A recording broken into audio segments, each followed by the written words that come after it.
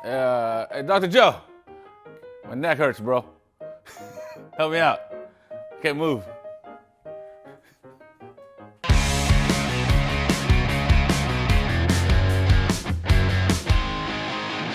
Hey, what's up, everybody? Welcome back to the Move Better channel. I am your host, Dr. Joe, and this is John, the Professor Penasarada, here to help you guys out with your neck pain. Some people wake up with neck pain and they cannot move around. They walk into the office like this. First things I ask them is, how do you guys feel? What's going on? And they're like, oh, I was stretching. I woke up with neck pain. And then I ask them, what did you do? And he started to do what? They started to try to stretch their neck out. They try to move their neck. And let me tell you guys, the pain is not coming from your neck. Most likely, the pain is coming from your shoulders. So we want to assess the shoulders. And this is what we're going to do. First thing we're going to do is try to figure out where and how the pattern works to fix your neck, okay? First things first, we do an overhead raise. So if this is the pattern that's going to fix your neck, you're just going to raise your arm. Now, the pain is on the right side, John? Yes, sir. First things first, let's go ahead and raise your right arm. And you're going to go ahead and rotate your head to the right and to the left. Now, does that fix your pain? Say yes. Yes. And that does fix your pain.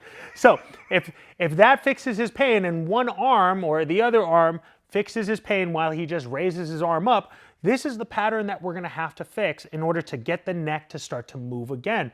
Now, and when I say pattern, we have to work that overhead range of motion and allow the neck to move along with it.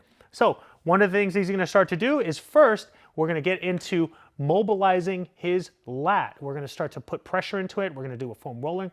Put a foam roller, we're going to stretch it out, and then we're going to do some neck movements along the way. So we're going to get a foam roller, we're going to put it underneath his lat because, again, the position that he needs to be in is overhead. His hand needs to be overhead. So we're going to just drive his arm down here. We're going to lay pressure on top of that. No centerfold poses. And he's going to lean into that lat as he's leaning backwards and forward. And he's kind of getting the rotator cuff in there as well. And he's just trying to influence the tissues around that. So notice he doesn't have to necessarily roll up and down on that foam roller. He could just do a trigger point therapy and just kind of put pressure in there, almost like a massage. Do not foam roll or massage the top part of the neck, right? A lot of people jump right into that because that's where the pain is. Stop chasing the pain. Go right underneath where the problem lies. Now, if it's an overhead problem, lay your armpit, your shoulder blade, your pec, your chest on that is pulling you forward too much or pulling that shoulder forward too much. Now, at Shift, we go by joint or a integrative process with the joints. Now, if the shoulder is dysfunctional or the neck is dysfunctional, we want to look above and below and see where the problem really lies, right? Because that obviously is not the cause of the pain. So in this integrative approach, we're working on the lower part of the traps or the lower part of his shoulder, which is going to be the lats and the pec. Okay, go ahead and come on up. So today we're going to be utilizing a functional band. I'm going to also show you guys other ways that you guys can do this pattern, work this pattern also to work on a shoulder if you do not have a functional band. But if you do, grab a functional band, put your wrist into it, lock your hand around it, and so that way it's nice and strong against your wrist. Now we're going to work that overhead pattern again, and we're going to make him stretch his lat out. So he's just going to hinge his hips backwards as he's dropping his chest down, and he's going to stretch out that lat in this position. Now, as he's stretching out his lat, I'm not going to just let him sit here. It's neck pain. It's a neck tightness. So I want to try to retrain his movement of his neck by rotating his head left and right and seeing if that helps his pattern. Now remember, if there's more pain in this position here and it's not working for you, that's probably not the pattern that you need to utilize to fix that stiff neck. Pull that shoulder away as he's rotating his neck back and forth. If you don't have a functional band at home, and what we want to do is we want to just grab a chair. I'm sure you guys all have chairs at home that you guys can utilize to try to stretch out that lat. Again, the same thing that you guys can do is just lean slightly down and drive your head down. Make sure that the table or that chair doesn't fall. Don't pull the chair so much, John. You're just going to lean down into it. Now notice he's stretching out his lat here. And then from here, he's going to be rotating his head back and forth. Just for camera reasons, John, let's switch arms. Now, in this position here, he's just leaning down and then he's just rotating his head back and forth. Remember, this is the pattern. If this is the pattern that's going to fix you, then we're going to go through this overhead pattern and fix that. Fix it by stretching out that lat, getting that arm to relax. Sometimes the shoulder blade is overworking so much, or underworking so much, underutilized, that the neck muscles are working for the shoulder to spasm out. And the last thing that we want to do is we want to try to stabilize the shoulder movements, these overhead movements, by creating a strength pattern or an activation pattern with that. Because stretching and rolling out and mobilizing the area is not going to do it all for us. We need to activate that pattern and we need to solidify it through our brain, so that what we're going to do here for his overhead pattern is he's going to be sitting with his legs all the way out, as so he can lean forward here, lean forward, lean forward, lean forward, perfect. Bring that left arm down to the floor. And he's going to place his left hand down on the floor, and all you're going to do is raise that right arm up into the air. Nope, so straight up into the air, yep. So he's going to raise his arm straight up into the air, and he's just going to hold that pattern. Now he's utilizing those muscles that are normally trying to bring his arm up, activating those shoulder stabilizers. And then from here, remember, it's not necessarily that we need to just strengthen this. We need to tell the head and dissociate the neck and shoulder. And so what he's going to do here is he's just going to rotate his head back and forth. He's going to look up into the air, look up into the camera there. There you go. Now you're going to rotate your head back and forth. Rotate as you look up. So your neck has a lot of range of motion too. It has rotation, it has lateral flexion, it has flexion, it has extension. So we're just going to be trying to do all of those ranges of motion while he's activating another pattern with his shoulder. Look down for me. Chin to your chest. And as he's doing that, now he's going to rotate his head back and forth as well. Now that's just one pattern. The second pattern, go ahead and relax. Come on and sit up.